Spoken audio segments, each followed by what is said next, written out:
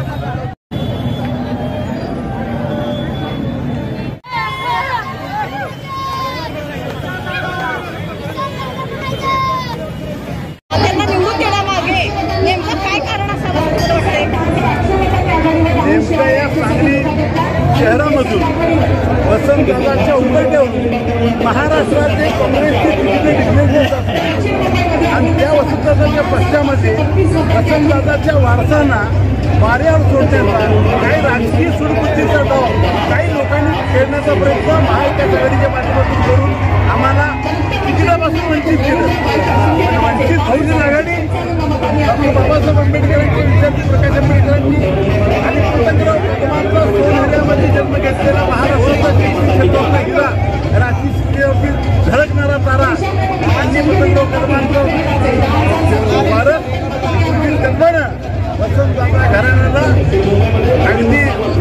घडून रक्ताच्या मात्रापेक्षा आमच्या विरोधात मात्र कसं श्रेष्ठ असतं या निवडणुकीत त्यांनी दाखवून दिलं.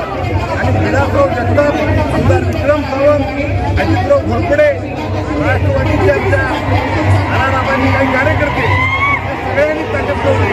वडेगावमधून भाजपच्या संतुष्ट कार्यकर्त्यांनी आम्हाला ताकद दिली. वसंतदादा घराण्याचा अपमान सांगली जिल्ह्याच्या जनतेला सहन झाला नाही.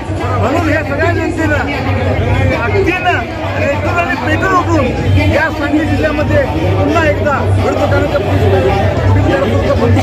जनतेच्या व्याख्यानावर केलं. आणि आज वसंतदादा घराण्याला विजयाची वोट बांधून देऊन विचार पटेल वसंतदादाचं राज्य विचार असणारा वारसदार आहे. त्याला सांगलीचा ताकदवर खासदार म्हणून जनतेनं निवडून दिलेलं आहे. याच विद्याच्या भविष्य काळामध्ये विरोधकांनी आमची केलेली कोंडी निश्चित आम्ही फोडू. आणि पवार मोठा माणूस सांगलीत सांगायचं अरे याला कारखाना चालवलाच नाही आणि लोकसभेचा खासदार होत नाही. अरे तुझ्या बारामतीकडे जाऊन बघ काय तुझी अवस्था आहे. तुझ्या महाराष्ट्रामध्ये तुम्ही उभे केल्या सीतामध्ये काय अवस्था आहे. आगामी युवा राजकारणी वसंतदादाच्या वारसाला राजकारण शिकू नये. त्यांच्या मांडीवर बसून मुख्यमंत्री वारस आहे आणि त्या कक्षामध्ये बसलेल्या